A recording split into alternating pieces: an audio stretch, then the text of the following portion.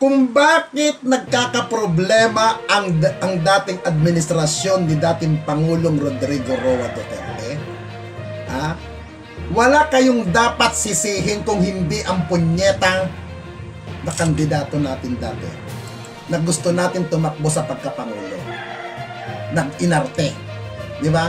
Nag-inarte ang ating kandidato sa pagkapangulo na si dating Davao City at ngayon ay Vice President Sara Duterte. Nag-inarte. Ang nakakatawa rito, nagpapasaringan na sila Bayan at Bay at si Maharlika. Sinungaling si Maharlika. Ganyan siya magpalusot. Alam nyo, alam ko yung repercussion nito. Alam ko repercussion nito kasi alam ko maraming mga kulto to si Maharlika. Maraming tangang sumusunod dito. Alam ko yung repercussion nito. Sigurado akong titirahin ako nito, babanatan ako ng... Ano ang sabi? Papayag ba kayong mga supporter ni Maharlika na makataga kayo? Yan ang problema ko. I do not have problem doon sa mga may ebidensyang hindi ko sinasabing lahat na sinasabi niya mali and that's not my point. Maaring kung galing sa news, paniniwalaan ko pa. Pero kung lintik na puting ahas na lang ng puting ahas, ganito na ba tayo kabayan?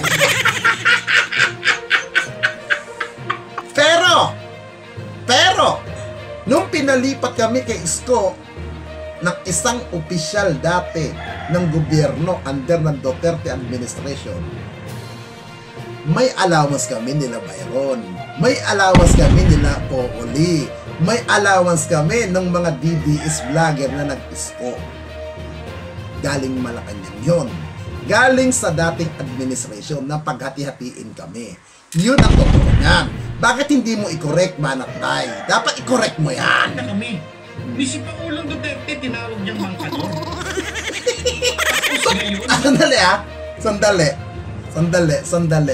Sandali. Yung sinasabi ni Banat Bay na tinawag daw si dating Pangulong Duterte na mangkanor. Nakailang babae ba ako nagdala sa Malacanang? Hindi ko mabilang. Pero hindi ko na itutuloy yun kung saan para yung mga babaeng nadala ko dati dyan sa palasyo ng Malacanang nung panahon ni dating Pangulong Duterte. Hindi ko na irerekta kung sino yung binalhan ko, sino yung kausap doon at ano ang dati nilitan niya ko to bawal ang hikaw pag naghatid sa Malacanang, bawal ang hikaw na may hikaw ang babae, bawal may singsing, bawal may kwintas ang mga babae na i-deliver ko dyan sa Malacanang, at lalong bawal ang babae na may dalang supply, bawal ang babae may dalang bag, maliit, malaki, bawal yun. Hindi ko nalang i-mention kung saan ko para kanino yung mga babae at kanino ko kinuha ang mga babae. Ang presyo ng isang babae tumataginting na 120,000 per ulo yun. Per ulo yun isang babae. Isang kilalang socialite lang ang kukunan ko ng babae. At alam na nung socialite, pag para sa Malacanang, alam na ang protocol kung ano ang mga dapat na wala sa katawan. Good day, ladies and gentlemen. Rosa here of Splat Communications. Before we start, may we make this humble appeal to please subscribe and don't skip ads. Also, please like and share the video so you can help fight fake news and disinformation. Lastly, don't forget to share your thoughts in the comment section. Please allow us a brief backgrounder for proper context. If you are a long-term netizen, we are sure you have bumped into this veteran political vlogger named Nino Barsaga, or also known as Cap Nino. He has been a political vlogger since the time of former President Gloria Macapagal Arroyo. He does his hard-hitting commentaries laden with expletives and invectives to emphasize and express his strong feelings about any issue he is discussing. He says he has never monetized his social media platforms and that he does these commentaries as a hobby and an outlet over the years. As we started to study his online persona, we realized that this is a real person of substance. Looks can indeed really be deceiving. What he discusses most have innate value, especially about his revelations as a long-standing member of the Duterte Group and connections deep within the Duterte administration. His vast knowledge on previous events are based on his personal experiences and are therefore not hearsay but personal knowledge. We are going to start after our brief channel intro. Thank you. Hello everyone, welcome to Splat Communications, your channel for reliable, relevant and accurate information regarding sports, surveys, statistics, science, politics, people, lifestyle, arts, travel and technology.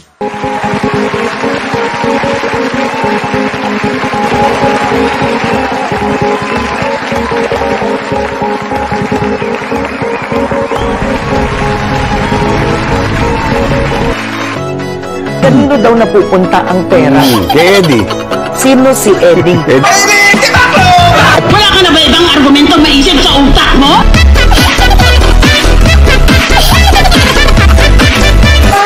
Tumindig kayo! Yung ganito, Tinitiyak ko, meron ding titindig sa tabi nyo. At para lalang sigurado, ano pangalan niyo ulit? Rastaman, yo. Half human, half zombie. What you gonna do? What you gonna do with a big butt, wiggle, wiggle, wiggle.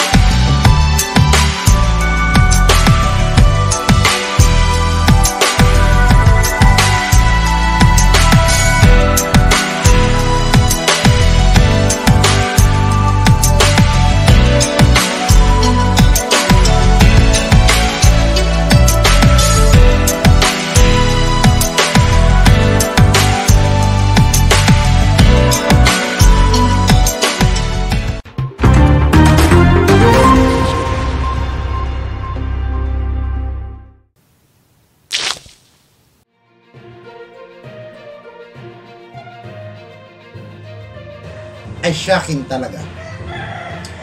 First of all, na-shock ako nung napanood ko ang isang video na hindi ako makapaniwala na kung saan nag-aaway-away na ang mga supporter na mga defender vlogger na nangungunang mga vlogger ng Duterte, past Duterte administration. Ha? Ito nga, patagtugin ko nga muna ito. Na-miss ko to eh. Yan. Diba? Alam niyo mga kaibigan ha, I'm sorry guys ha, kung bakit nagkakaproblema ang dating administrasyon ni dating Pangulong Rodrigo Roa Duterte. Ha? Wala kayong dapat sisihin kung hindi ang punyetang na kandidato natin dati na gusto natin tumakbo sa pagkapangulo. Nag-inarte. Di ba? Nag-inarte ang ating kandidato sa pagkapangulo na si dating Davao City at ngayon ay Vice President Sara Duterte. Nag-inarte. Di ba? Mas pinili niya ang maging Vice President. Di ba? Ngayon, nagkalitsi-litsi pamilya niya, nagkalkala ng mga iskandalo, nagkalkala ng kabahuan. Ayon, pati siya naiipit sa dalawang nag-uumpugan. Lahat yan ay kasalanan ni Sara. Magpa-music ka muna tayo. Nag-inarte si BP Sara. Di ba? Yan naman katotohanan guys eh. Nag-inarte naman talaga si BP Sara. Kaya niya napilitan tumakbo sa pagka-vice. Pero ganun pa man, mga kaibigan, ang nakakatawa rito, nagpapasaringan na sila Bayan at Bay. At si Maharlika. Nagpapasaringan. Ito hindi to fake news ha. Ano ba't umuurong yung buhok ko? Kaya ayaw ko magkaroon ng buhok talaga. Ang kati sa ulo. Diba? Ito, pakinggan nyo to. Nagpapasaringan na sila. Ito, yan. Yan. Ko sa inyo Yan. na sinungaling si Maharlika. Ganyan ho siya magpalusot. Alam nyo, alam ko yung repercussion nito eh. Alam ko repercussion nito kasi alam ko maraming mga kulto to si Maharlika eh. Maraming tangang sumusunod dito eh. Oo! Alam ko ang repercussion nito. Sigurado akong titirahin ako nito, babanatan ako ng... Ano? Ano ang sabi? Papayag ba kayong mga supporter ni Maharlika na mga tanga kayo? Mismong si Banat ba yung nagsabi, mga tanga kayo? Ha? Totoo ba? Abay, nagpapatunay pala talagang tanga kayo? ng mga kulto Relax. nito. Hingan. I don't care. Because I am exposing a liar. I am exposing a fake news queen. Nako po! Diyan ako sumasang-ayon sa'yo, Banat Bay. Diyan ako natutuwa sa sinasabi mo na isang certified na fake news at fake news queen. Bakit hindi mo sinasama yung alaga mo na si Mocha Uson? Di ba? Fake news din yun. Pati sarili mo, fake news. Di ba? Yan ang problema. Sige. I do not have problem doon sa mga may ebidensyang hindi ko sinasabing lahat na sinasabi niya mali that's not my point. Maaring kung galing sa news, paniniwalaan ko pa. Pero kung lintik na puting ahas na lang ng puting ahas, ganito na ba tayo kabayan? Ano nangyari, man? Maharlika? Banat Bay? Ano ang nangyari sa inyong puting? Hindi, yun lang ang tanong ko sa inyo. Ganito, Puting ahas sa puting? O nga naman, hindi tinatanggap sa korte ang puting ahas. I like you, Banat Bay. This time, nung napanood ko ang video to, sabi ko, putang ina, totoo ba ito? Nananaginip ba ako na nag-aaway na ang dalawa? ano ba tayo, kababaw na mga Pilipino?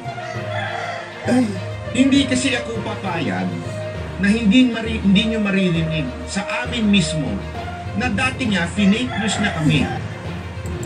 totoo naman yun. Pinasaringan kami niyan ni Maharlika dati. Kami, ako, pati yung mga kaibigan kong Iskonyan vlogger na kami daw ay binayaran daw ni Isko. Putang ina, ni isang kasi wala nga ako natanggap na pera bayad kay Isko. Ni allowance, wala. Finake news na Pero, nung pinalipat kami kay Isko, ng isang opisyal dati ng gobyerno under ng Duterte administration, may allowance kami nila Byron, may allowance kami nila Pooli, may allowance kami ng mga DDS vlogger na nag-Isko.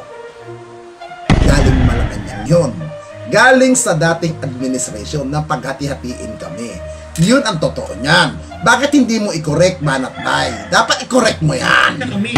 Na kesyo, pinakakain ko ang Mocha Girls na galing sa opisina ni Mocha. Katarantaduhan nyo. Finake news niya na kami doon. Kesyo, ang dami-dami niya sinasabi about sa amin. Tapos, finake news niya si Isko.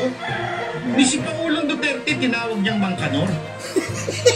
Tapos ngayon, Sandali. Yung sinasabi ni Banat Bay na tinawag daw si dating Pangulong Duterte na Mangkanor. Nakailang babae ba ako nagdala sa Malacanang? Hindi ko mabilang. Pero hindi ko na itutuloy yun kung saan para yung mga babaeng nadala ko dati dyan sa palasyo ng Malacanang nung panahon ni dating Pangulong Duterte. Hindi ko na irerekta kung sino yung binalhan ko, sino yung kausap doon, at ano ang dati nilitan niya ko to bawal ang hikaw pag naghatid sa Malacanang, bawal ang hikaw na may hikaw ang babae, bawal may singsing, bawal may kwintas ang mga babae na i-deliver ko dyan sa Malacanang, at lalong bawal ang babae na may dalang suklay, bawal ang babaeng may dalang bag, maliit, malaki, bawal. Bawal yun.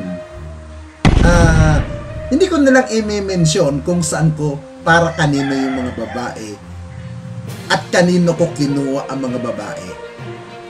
Ang presyo ng isang babae tumataginting na 120,000 per ulo yun. Per ulo yun isang babae. Isang kilalang socialite lang ang kukunan ko ng babae. At alam na nung socialite, pag para sa Malacanang, alam na ang protocol kung ano ang mga dapat nawala sa katawan. Alam niya ni Bayaton. Tuloy. How stupid are you? Parehas kayo! Stupid are you? Parehas kayong stupido, tangat, gago, Tapos pati ulo. nalain niya kayo, nagalit siya kay Marcos. Because makabayan siya. Parehas lang kayong bugok, pusik.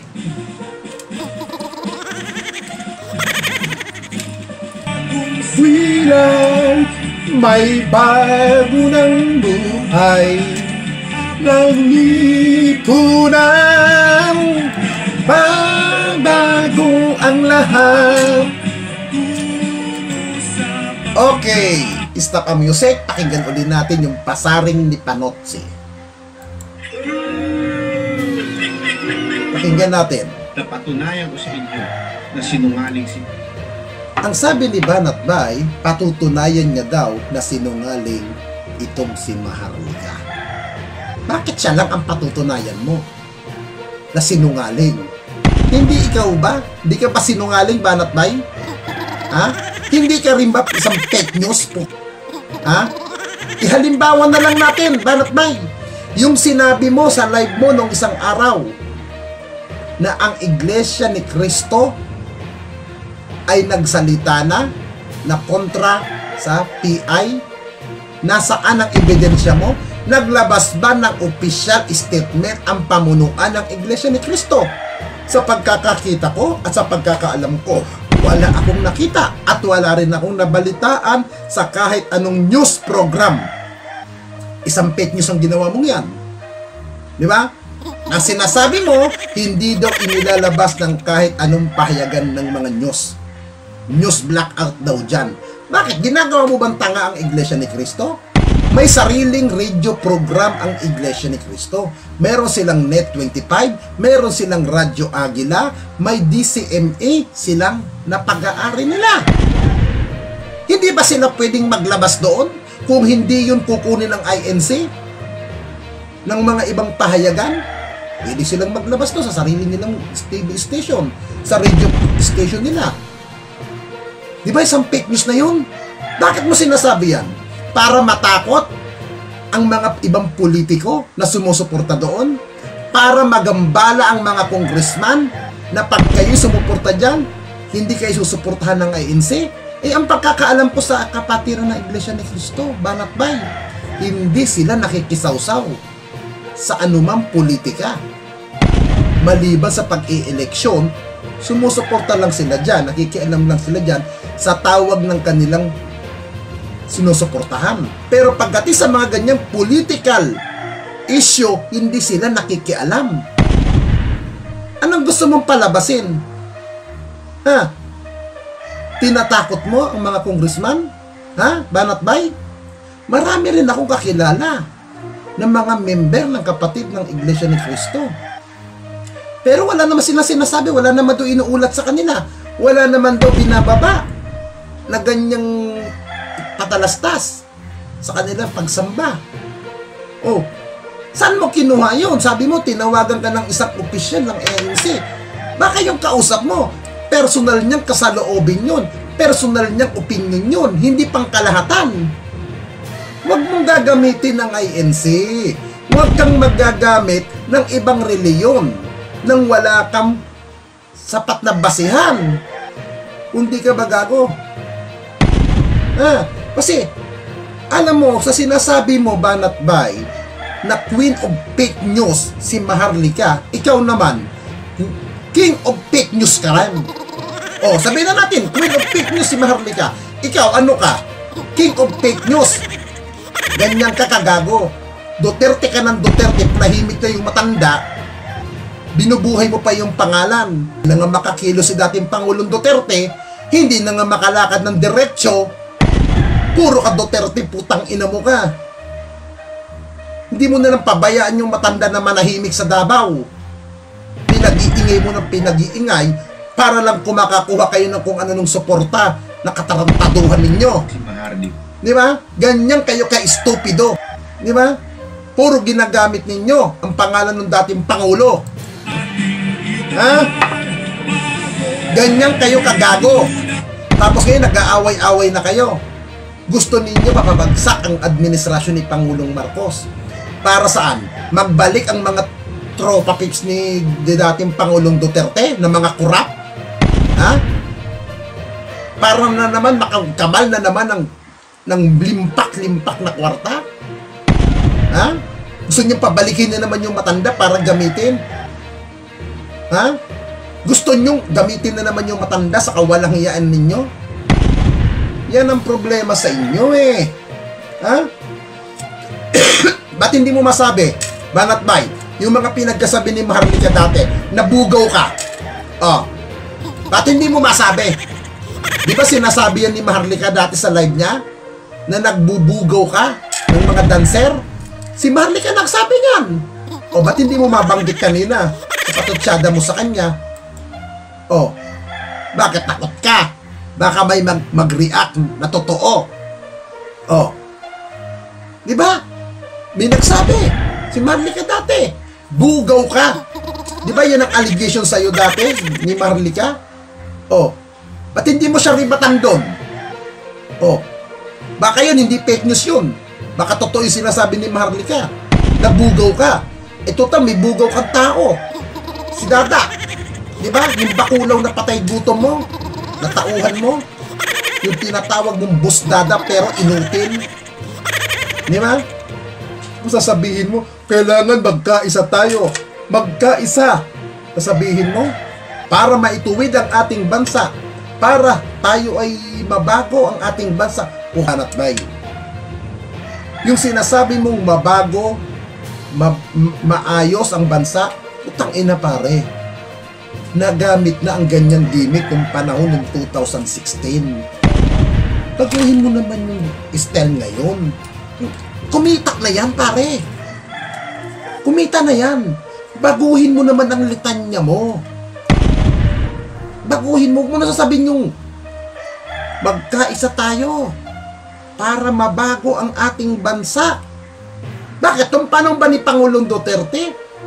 Nabago bang ganap ang ating... Hindi, magpakatotoo tayo. Nabago ba ng tuluyan ang ating bansa? Ha? Nabago ba ng tuluyan?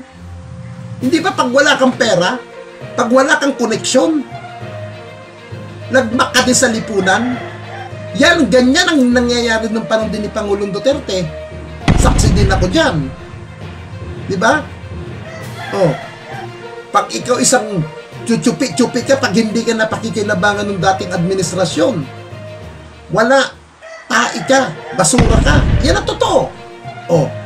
Ikaw nga, di ka nga nagtrabaho ng election 2016 eh. Di ka nga nagtrabaho, di ka nga namin nakasama eh. Oh. Hindi ka nga nagpakahirap dyan. Sa totoo Banat Bay, sampid ka lang din naman sa DDS eh. Sumabit ka lang din naman dyan eh. Oh. Ako di mo ako may tatanggi, Byron.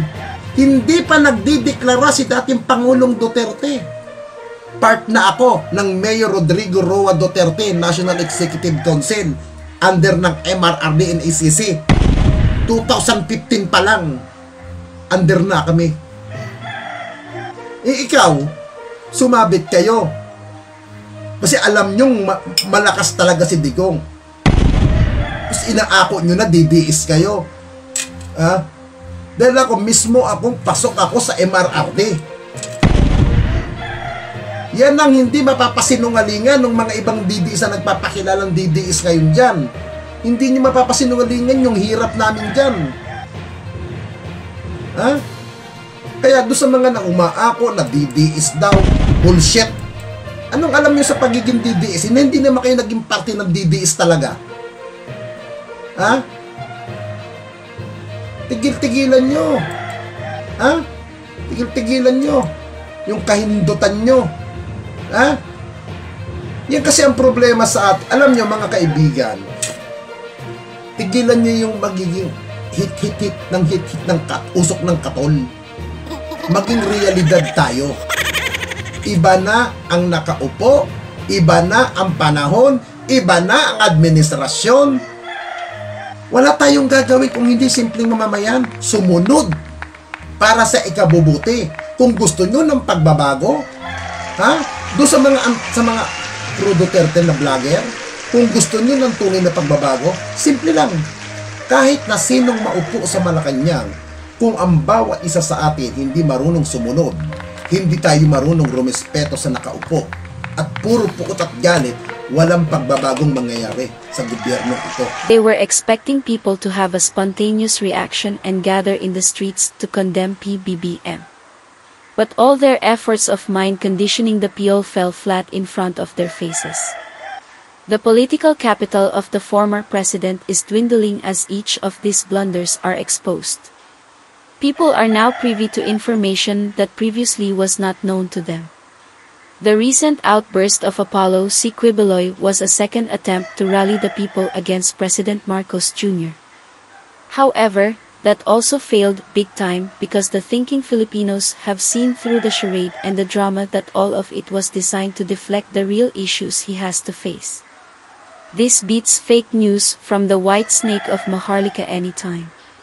None are just from the figment of imagination of individuals who are deliberately fooling the people and feeding them hearsay and unfounded information.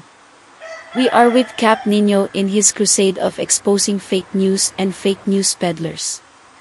This is the only way we can all help each other out. We should drown out the voices of the destabilizers with correct questions and direct inquiries. We are aware it would still take some time before we are able to make the followers of these fake news peddlers who, based on the video, are now fighting amongst themselves. Let us remove their voice. How? Do not simply believe in what they are saying.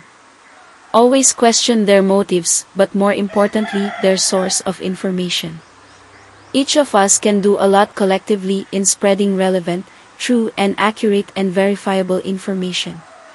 Cap Nino was very specific. What he was flexing is true. No other so-called DDS vlogger now or Duterte supporter can claim that they are in the know of a lot of things if they are not inside or close at least to the powers that be. This is the end of part 1. Follow us again for part 2. In behalf of the Splat Communications team, thank you. Till next time. Stay safe. Rosa out. Bye.